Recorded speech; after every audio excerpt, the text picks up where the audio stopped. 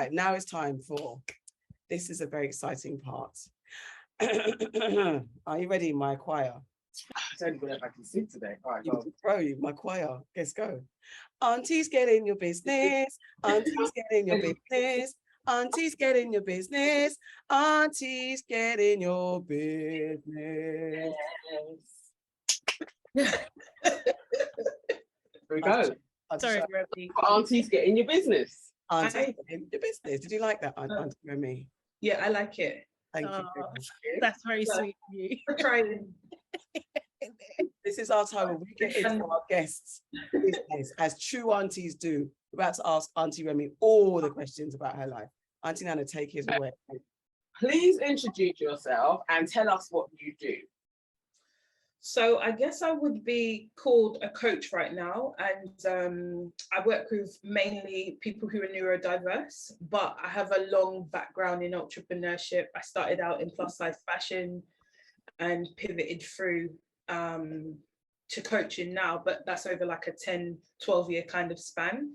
But yeah, people would call me a coach at this point. I also have a CIC organization, which I'm a director of, that also is around disability too. So multifaceted, but I would say in the disability space, coaching. Okay. All right. So can you describe your life right now in a word or a sentence? Repetitive. Okay. Yeah, repetitive. Okay, so as you mentioned, you started in plus size fashion. So tell us, like, okay, because that seems like really far away from where you are now. Like, what was your original like career hopes and dreams? What was you trying to do there? So I've always been a bigger girl in comparison to friends. I always was complimented about the way I dressed, or, you know, you're young, going to Ministry of Sound, whatnot, like you put yourself together. And people just always commented on the way that I dressed, even though I was bigger than my friends. And I was like, yeah, it's not hard for me. It's just something that I like to do. And so I started looking around for like clothes and stuff like that. And people always like, where'd you get this from or whatever? I'm like, well, it's kind of in the shops, but like, I guess I'm doing something different. And then I started to do some research around like plus size fashion, and I'm just finding the same stores selling the same kind of tent dresses and leggings with the whole, you know, that kind of old school kind of look about how people should kind of dress, you know. And so I thought, wow, there's something here. And so I did my dissertation on androgyny and the plus size fashion market. And I found that there literally was nothing. So in 2009, 2010, I was like, okay, there's something here I need to like explore. And I created a blog at that time called Trapped in a Skinny World, where I was just blogging about different brands and stuff that sold cooler clothes. I started my online boutique at the time where I was selling vintage clothing for plus size girls, which was quite ahead of the curve, because even at that time, Topshop had only started selling vintage clothing, much less think of plus size at that time. That business failed, but I was like, no, there's still something here. So I then went on to create, I guess you would call it the equivalent to London Fashion Week, but for plus size fashion here in the UK. And we had 13 brands plus participate. We had sponsorship from the biggest brands in the UK. People flew across the world to kind of participate in the plus size event that we did. And it was really, really a big deal, because this was the first time that people were seeing bigger people in a confident manner, you know, well put together. And the market just started growing. So it became $1 billion industry, you know, and I definitely would say I definitely contributed to the plus size market. As we know, like, girls weren't getting online wearing bikinis as you see them now, flaunting, you know, all the body and everything. That wasn't happening before. Even some of the biggest bloggers that you may know in the UK didn't even have the confidence, and now they're on billboards and stuff in the UK. And it was literally because we were like, let's give them a chance, let's put them on our runway. And from there, a lot of their careers have taken off. So it was really about giving a space, a voice that didn't have one. And I think being Jamaican as well, like, being bigger wasn't a problem. It was to society, you know, when you start working in the city or whatever, where you realize that you're bigger than everyone else. But I was always comfortable in my skin being a bigger person. And you mentioned being Jamaican. What about your heritage, how you grew up, where you grew up? How did that contribute to what you wanted to do, who you wanted to be, and how it shaped your outlook in life as it is, as you reflect back, actually, these are the pointers of my upbringing and my childhood, my environment that shaped who I am today. So I'm dyslexic, and I found education really, really tough.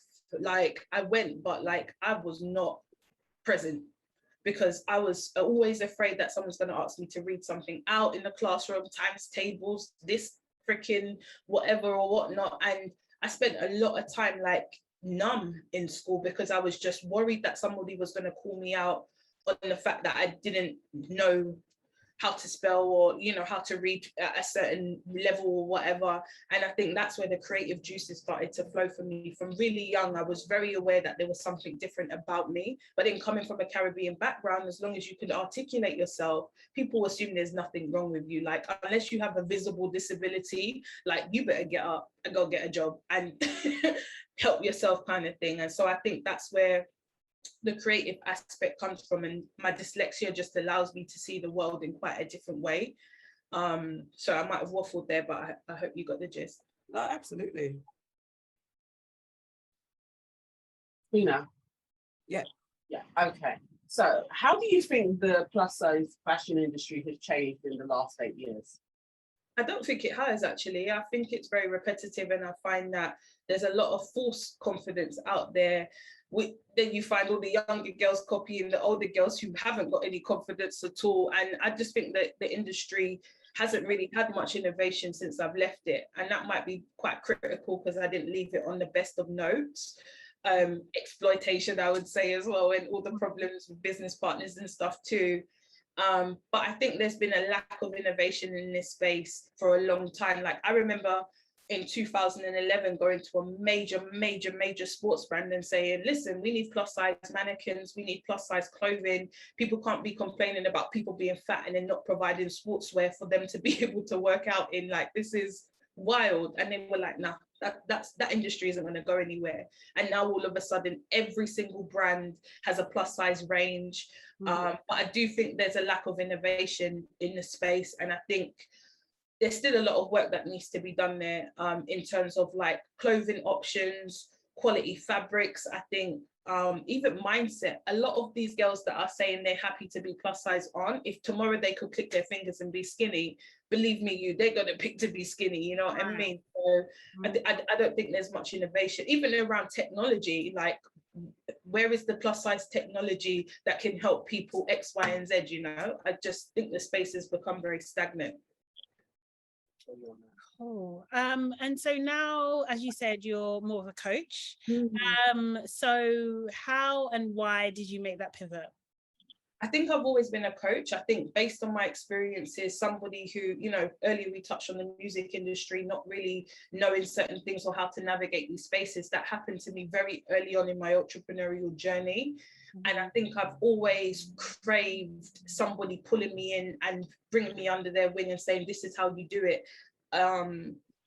I found entrepreneurship really, really lonely, because I just couldn't figure out how to find a mentor or how to find a sponsor, because I'm this young Black girl from Peckham with the biggest dream, but like nobody in my family's ever done this before. And actually, you're kind of fat, you kind of don't fit into the fashion world as you know it. And so, I'm not really sure I can help you. You're not blonde, you're not wearing a red lipstick. You know what I mean? Like, the fashion industry is very, very toxic in that respect, especially when you're straight out of uni and trying to find your feet. So yeah, I just think there was room for me to educate others, and I think it was a natural progression. And I wasn't always a coach. I think I was more of a mentor that liked to share information. And then my mentor was like, people pay for this, like, you need to be charging. And it just happened very organically. So in that, what you do and how it happened organically, what are the key things that a business coach, trainer, mentor does, and what, like, the nature of that side of your business? So it really depends. I work with people in two capacities. So if you're a business owner, a lot of the time I'm working with people on mindset and understanding their value and how to articulate that value and package it in a way where they can sell it for a premium service.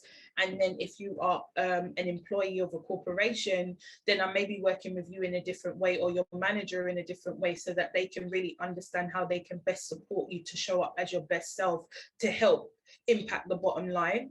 I've been in organizations where I've been bullied, you know, the grammar police in these organizations, especially when you have a disability, or the fact that you feel like you can't disclose because there isn't any support. I know we're having all the conversations about D&I now, but that wasn't always the case 10, 12 years ago. This was non-existent in this space, you know what I mean? Even going to work with braids was like, what then white people going to say this week about my hair? You know what I mean? So I think the space has morphed. I still think there's a lot of work to do.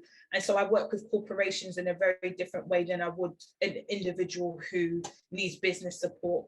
And a lot of my work around business as well is helping people to dream bigger. A lot of the time, there is space for us to do more work, but our ideas are so tiny because we're like boxed in and we're afraid of what people think, that we don't really ever reach our full potential with our dreams. And so it's making, like, me helping you establish what it is that you want to achieve, and then figuring out the best plan and strategy about how we can help you to execute and achieve it. Do you still do the is it the rainy day fund, or? Yeah, the Shit Happens Fund. The Shit Happens Fund was birthed out of the fact that I left uni with nearly 10 grand worth of credit card debt, because I was just doing all the holidays and booking the hotels and stuff, right? And you know, they throw the credit cards at you when you go to uni, and the overdrafts and stuff. And like, I looked around and I was like 28, or no, I wasn't 28, I think I was like 27, and I still had 10 grand worth of credit card debt. And I'm thinking, when is this thing gonna go? Like, every month paying £200 or what? And I'm like, something got to give. So I just got really, really focused on paying down this debt, and I showcased it on Instagram before stories and reels, really. Well, maybe stories, but not like highlights and things like that. And people were just really intrigued with my journey. And then I paid off the debt, and then I was like, okay, what I need is a minimum of £1,000, because if there's an emergency, £1,000 could probably cover it. If your car breaks down, if you need to catch a flight, if you need to book yourself into a hotel, £1,000 probably cover it. And so then I labeled it the Shit Happens Fund, because shit happens. And then I put it out on Instagram, and then I ran my first cohort. So it's been 4 years in, where other women are learning to save their first £1,000 or more. We've had 4 home buyers, 1 international. Wow. We've had women paying off debt at a rapid rate. They're getting promotions at their job because they feel connected in community, and we're having very open, transparent conversations as Black women about what we deserve in employment and things of that nature. Some of them are getting therapy paid through their companies. Some of them are buying their dream cars, you know, investors, they've become investors, they've been investing into stocks. And collectively over the last 4 years, we've saved more than £120,000 collectively, yeah. Oh, that's amazing. That's discovering that you were dyslexic though, how much of a setback was that for you? And at what stage of your career or life was that?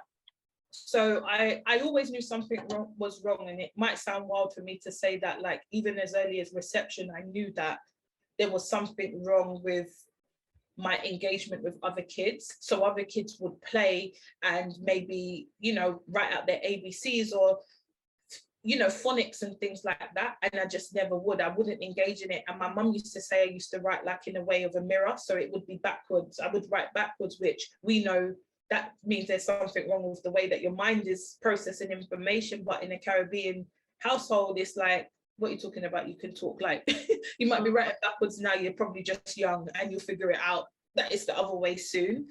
So I was diagnosed at 19 at uni. I went to London College of Fashion and they were like, yeah, you might be dyslexic. Dyslexic, what the hell is dyslexic? Like, I can't even spell, you know. It's such a difficult word to spell. And yeah, I was diagnosed at university, and I think there was always like, if there's ever a place I've lacked confidence, that's it. I don't have a problem about having crooked teeth or being the bigger friend or this, that, and the other. It was always around reading and writing. Those were always the areas that I always felt like I fell short. And I think it's one of the reasons why I started coaching later on in life, where I could have probably done this a long time ago, because I didn't feel qualified to do that, even though I've had a plethora of experience in the respective fields that like I support people. So I think it's always plagued me. And even to this day, I'm noted as one of the top 50 most influential neurodivergent women in the UK in 2019. Thank you. And still, like, you're not going to get me on a stage reading from no goddamn prompt. Like, you either get Remi Ray or nah. Like, I'm not going to go up there shaming off myself to read your thing, you know what I mean? So I think it's always there. And because it's been there for so many years and I've had rejection after rejection, being dyslexic and filling out an application form online, being dyslexic and going to an interview and having to use your memory to remember all these stats about this company and not being confident enough to say, can I bring a piece of paper in? Or, you know what, let me disclose I'm dyslexic early. Are they going to give me an interview? No, do you know what I mean? So all of these things connect back to your livelihood as well. And there's like a lot of people struggling with their disabilities that are just so afraid because they just don't know how they're going to be able to feed themselves if they show up and say, I've got an issue. Yeah. Hey, I feel you, and definitely you've been there over the years for sure. And I do think it's one of those things that it's like, unless you're experiencing it, it's really difficult for other people to understand it. Another thing that you mentioned was about being bullied. Could you speak to that, if you don't mind, a little bit, and like how you actually like overcame that, like how you got through that? I don't know if I've ever really overcame it. I think that I care more about nobody else having my experience than anything. Like, at nearly every single organization I've worked for, I've been bullied in some capacity, whether it was the grammar police or whether it was fragile white women scared of me showing up with the big ideas and being able to execute on them and then, you know, falling short because they don't have it, or another white woman or white man that wants to suppress you because who is this black girl? Who do you think you are coming in here doing all the things and asking for more money? Like, I'm paying you more money to live next door to me, you know what I mean? Like, I ain't doing that. So I think I don't think that the bullying has really ever stopped. I've raised grievances that have gone nowhere. Nobody can hear you. And then even when you raise the grievance about the issues that you're having, it's the person who's bullied you's friend. Oh, you know what I mean? So then it goes nowhere again. So I don't think that there has been a time where that's ever really stopped for me outside, like if I'm working in an organization. But my experiences have been quite rotten. Like, I had a 360 review once where every single person in the team wrote horrible comments about me, and then the manager presented them back. At that time I was like 22, 23, the very early stages of being in career in corporate. And I realized some of this is by design as well, because if they knock your confidence early enough, you will fall into line with whatever it is that they need you to do, because you're so afraid of like messing things up in the future. You literally become like a dummy in a way. You just follow whatever everybody else is doing, and you never like come out of your shell. You like all of those things. I feel like they do it on purpose. I really do. I appreciate you actually saying that you haven't necessarily gotten over it, because there's always that I've overcome and these are the tools, and people then feel like if they haven't overcome it or haven't found a way through it, then they failed themselves and that they're at fault. So I really, really appreciate you saying it's not like you don't just get over it. You also get bullied in different ways. There's so, and in different situations, like every scenario, you can get a different situation. So it happens consistently. But I think what you're testament to is being able to rise above and continue through it, maybe not even above it, but through it, and still being successful in your space, but it never doesn't necessarily always get easier and resolved. And that's, you have to understand your strengths as well. I think not enough of us from the Black community and people with disabilities and things of that nature understand their strengths. One thing I am is very strategic. One thing I'm going to do is bring the ideas to the table. And the next thing I'm going to do is I'm going to execute on the vision. Like, my work ethic is unmatched. And I think understanding that and knowing my strength in that capacity, it always allows me to leave these spaces that try to tear me down, knowing, listen, you might take this one, but trust me, what God has got for me, tomorrow I'm going to come with 10. So I always try to make sure that like I don't stay in spaces too long that try to extract the beauty and the gifts from me, because that is where they get you, when you stay too long with them beating you down. And just on that, I suppose, with the focus on neurodiversity, but also about being bullied, how do these organizations and people in senior positions, or just general colleagues and co-workers, how do they get it wrong when accommodating for people with neurodiversities and with just general differences, being in a space, like, you know, just being a Black woman in a space? It's an assumption again, like the fact that I can articulate myself makes people think that there's nothing wrong, and the fact that I'm confident with my ability, right? The fact I feel seen. Like, seriously. It's like you're making it up because you think so. No, It happens. just no. Yeah, I've been asked, like, well, if you are dyslexic, then I'm like, here's the report, lady, like, just go to the corner somewhere. But I do think that there needs to be a change of the tide, because a lot of these people in senior leadership roles, right, they're operating from such an archaic perspective that, like, it's not even relevant, half of the information that they know. And I'm not trying to be ageist, but it's true. Languages evolve. Things, the vulnerabilities that people are happy to speak about and express in organizations, it's changed. Black Lives Matter has allowed so much room for so much more conversation to be had in the workplace, that if you've got no empathy, understanding, or consideration, you really shouldn't be leading anyone. You need to go back, do some work, and then maybe come forth. And I do believe that, like, if you are a manager, every 2 years, you should be held to task with how you're leading people, because if your manager thinks you ain't shit, best believe you're never going to get a promotion from that manager, because they're like, no.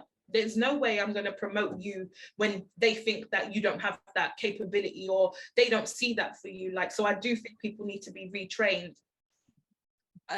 I was going to say also, and for the employee or the person in business, I think, because when you have something that you've been diagnosed with dyslexia or any other neurodivergent difference, that it doesn't make it easier, but then you've got something to touch and say, this is what it is. But if you've got personal issues that are not necessarily something that you can declare, how do you navigate? Because it is exactly that. You also don't have to, right? You don't have to declare. And the assumption that you're okay, and people take you on face value that you're okay, so we're going to treat you as you're okay. But you might be like, I don't want to disclose, or I don't have a diagnosis that you will understand, but I know internally there's something not right. So this is how it affects me as an employee or as a creative, or being in space with other people. How do you, in your opinion, or how have you maybe advised people to navigate those things? I think you have to navigate it externally first. And the reason why I say that is because you don't want these people's opinions or the lack of understanding to shape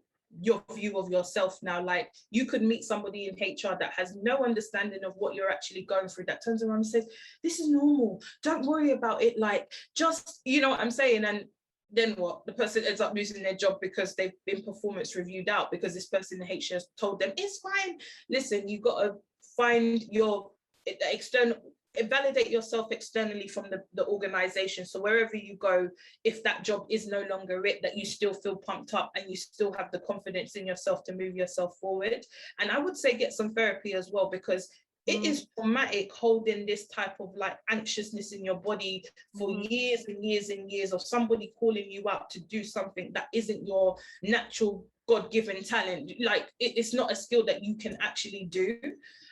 So I think therapy is a big thing. And my therapist, Miss Donna, she done got me together so many times about like my abilities and the way I see myself and things of that nature. And it's been years, like I've been going to therapy for over 4 years. And a lot of this is trauma from me not being able to stand up for myself, or, you know, present my value and things like that. Because over the years, through the education system of people like calling people who have dyslexia or neurodiverse or a disability stupid or dunce or whatever it may be, it chips away at you. And so I think it's external first. You must do that work external, bring it into the organization and tell them what you need in order to support you so you can do your job better. And if they don't support you, literally take them to ACAS and the employment tribunal. You said a word there. Thank you. So tell us about your organization, Diverse Creative. What does it do? How does it make a difference? So the Diverse Creative CIC is a community interest company, and we are it's morphed over time, right? We're more or less now like a bit of a hub, a resource center in a way where you can get your dyslexia assessment done or your ADHD assessment done, screeners to show like if you have traits before you then shell out the bigger bucks to have the full assessment done. We run programs. So we just finished a program for Lambeth with Black 5, who funded us for like an employment training program for Black people.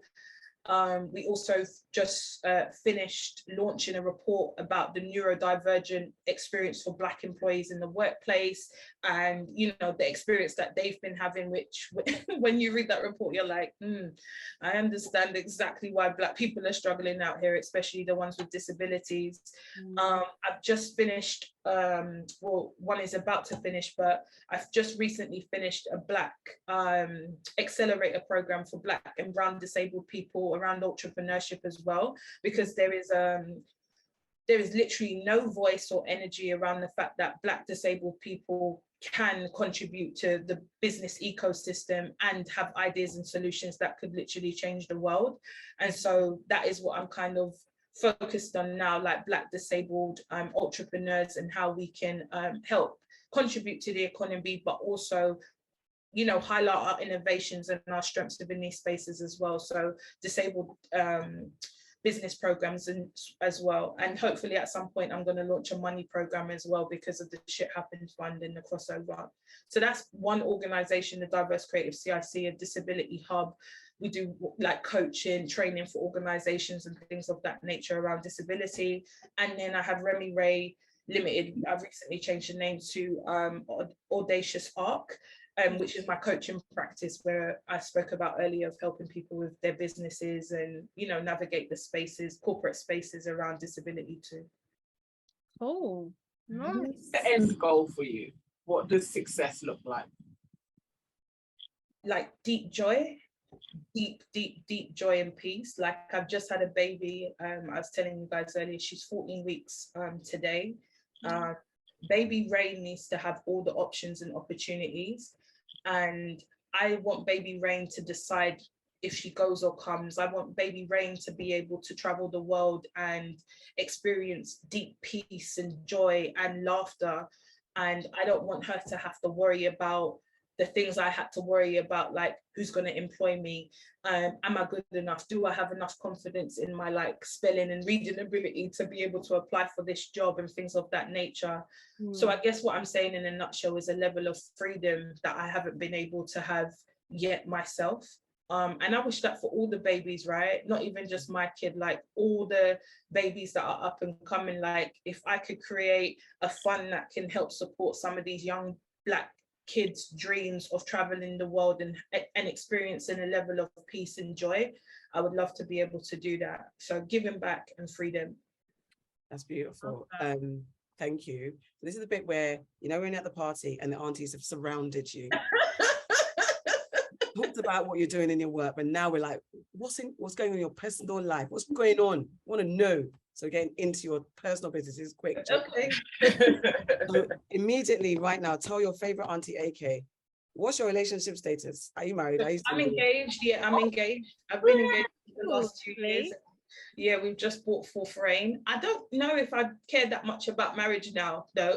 Now that I have a baby, I'm like, okay, this seems like the new important job. So the wedding can kind of wait. So yeah, I've been engaged for a while. I'm a relationship girl. I'm not really a out in these streets city girl. I'm a relationship girl for sure. Okay. So you're a new mum. What's it been like so far? You see if there's any edges here. The edges every day. You know what? I've realized, and no shade on my partner, but I've realized the tax on women raising children is really something that needs to be uncovered, and some serious conversations need to be had about the way that mums are taxed in such a different way to raise children. And I'm only 14 weeks in. What do I really know? But like weeks in of being sleep deprived, and like that baby cry like penetrated your heart in such a way that you get up like a zombie and do all the things. There needs to be a conversation there about how men show up and support women in motherhood. Yeah, Auntie it's like, Remi, not today, it's Sunday. Listen, we've got Patreon episodes. You need to join it. We need to talk the things. And so you're also an auntie. What kind of auntie are you? I'm an open auntie. I want my nephews to ask me questions, and I'm very honest about like the experience that young Black boys have too. And I'm very, like, I have real conversations with my nephew. One of my nephews are 4 and one of them are 13. Like, I'm gonna be the auntie that asks you, you called somebody gay just now, do you know what that means? You know, my other nephew who's 4 is very curious and asks a lot of questions about everything, and where other people may be like, listen, little boy, you need to go and sit down. I'm like, no, this is the answer to that question, because I think it's really important to give kids the knowledge that they need to be able to navigate their spaces. And we should stop shutting their voices down from early. My daughter might gargle and be like, babbling and stuff like that. I refuse to give her dummy at that point, because I'm like, let her talk her talk. We need to stop shutting down the voices of young Black people, period. And so I'm just an open auntie. I'm always here. You can always ask me the question, even if it's weird, even if it's strange, it feels uncomfortable. Let's talk about it. Love that. Okay, so tell your favorite auntie something that you haven't told your mum or dad or anybody else. Basically, tell on yourself. Tell on yourself. We want to hear a secret, deep, dark secret. A deep, dark secret. It's Remi being So- naughty. Do you know what? I don't know if you guys had this, but like in my household, there was always this conversation with like the elders, or when you finally had sex, right? Like, we will know. So when I finally broke my, you know, like they just play with your mind when you're young, so you don't get up to nothing, right? When I finally broke my virginity, I stood right beside my mum when I got home, just to see if she knew. That's That day I hilarious. found that they tell too much damn lie, these elders, and I was like, I have no idea. So yeah, that was the strangest probably thing that I did. Can you start? When was that? Where were you? Will mum remember when that was? Yeah, no, I've spoken to her about it before. I was 17 going 18, and I definitely should have waited as well. Like, I had my next serious boyfriend months after that, but I was so ready because everybody was like, I've done it now. I'm like, listen, let me go out and figure out this, whatever everybody's up to find out that I should have held out a little longer. So if you're younger and not sure if you should wait, definitely wait until you find the right person, man. Because after I was like, that was it? That was it? I don't obviously if my mum know anything about this, like, that was it, yeah. You didn't magically start glowing. So No, there was no glow, no, none. Okay, so like not in this exact context, but tell us something that that makes us proud. Like, tell us something good that you've done that you're really proud of. So I try to do a little something every week. One is like, even if it's calling to check in on a friend or whatever, like I try to make sure that I'm very present in the people that I care about and love's lives. But one of the things that I am uber proud about is I started to go to therapy, and so I started to speak about not all of the context, but things that I spoke about in therapy, because I think sometimes we're leading from the front and people want to know what's behind the curtain sometimes because they want to take action. And sometimes I think our community can be one that's quite closed off and doesn't want to share, even though it could save someone else. Was it last year? 2 years ago, I created a challenge. I paid for, when I first started making money in my coaching business, I said, I'm going to use some of this money to help others. So I said I will pay for 10 introductory sessions with my Black therapist or anyone on the internet who has never had therapy before to go for their first session. So I paid for that. And then I asked my network to pay for a session too. And so we ended up paying for about 30 sessions in total of young Black women who had never been to therapy before to have their first session. But it was a trickle effect, right? Because the therapist business increased because now sending all these leads over. The fact that I'm being transparent about my therapy journey, more people were asking for my therapist's information. So her business literally expanded as well, even though I was helping the community, and that wasn't essentially the intention. But I'm very, very proud of the fact that a lot more people are going to therapy because I've been open and honest about me going to therapy. That's amazing. Oh, Yeah. Well done. The aunties are super proud of that. What's a family saying that you heard growing up that you either hold really dear, or something that you reject, and like even that you will never even impose it on baby Rain, but just something either that you really hold dear that's motivated you, or like, nah, that's not coming through to my future? My grandmother was like the worst with language. Like my grandmother was raw Jamaican, like patois, like nothing, you know. And she used to say this thing to us all the time when we would visit her, like, make kids and go to your yard before them rip you off. Like everything was rape. Sorry, trigger warning. But all the time it was always, and I think elders do that as well, where they're like at the other end of the spectrum of damage. Like it has to be death. You're gonna get run over, or you're gonna get. And I always used to think, why so dramatic? Why so intense? So that's one thing that I just I don't want to do that, because then you're just spending your time like, what's gonna happen if I don't go home while the sun is shining, you know? And so I definitely don't want to pass that on to Rain. And something I do want to pass on is that my grandmother was really into legacy. She was really into legacy building. So as a result of that, I'm really interested in making sure that like my name is trademarked, and I want to get Rain's name trademarked, and you know, establish businesses and things really early for her. She's already investing, you know, as well. And I just want to make sure that these things, because my grandmother was saving and doing all those things, that it continues to pass down in generations so that we can start to build generational wealth. But yeah, intellectual property and understanding how we can utilize that as Black people, I think is really key. And I want to be able to do that for Rain, whether it's like in a book series or something of that nature or whatever, but I want to build legacy and pass it down, because my grandmother was always about that. Nice. Okay, right, so final question now. Do you have a problem that we can solve for you? Any type of a dilemma? Yeah, what is wrong with the hiring of help? Nobody seems to want to do work anymore. They want the money. How can we solve this? Right. Help me, aunties, help me. Boy. It's a nationwide problem. It is a nationwide issue. What type of help are you hiring? Is this like housework? It just doesn't matter. It could be the cleaner. They want the money, they don't want to come. It's more around like business though. Like you can hire somebody with the best of intentions, ask them all the questions. What do you need? How can I support you? Onboard them for them to fall short of the very thing that they were doing before you hired them. Like that is their job. You hired them to do their job, and here we are.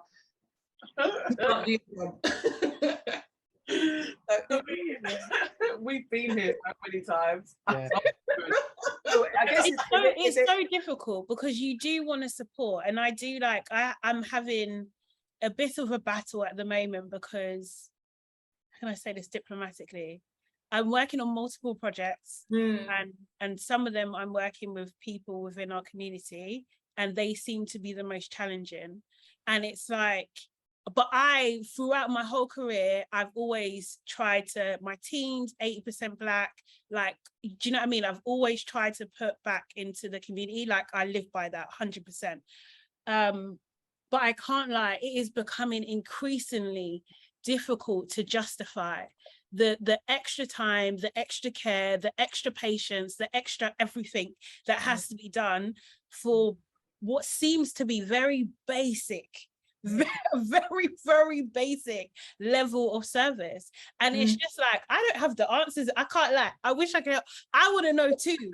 I don't have the answers, because it's like, I don't know if it's like, because before I used to really blame myself and be like, oh, maybe it's me, the way I'm coming across, this and the other. But then it's just like, hold on a second.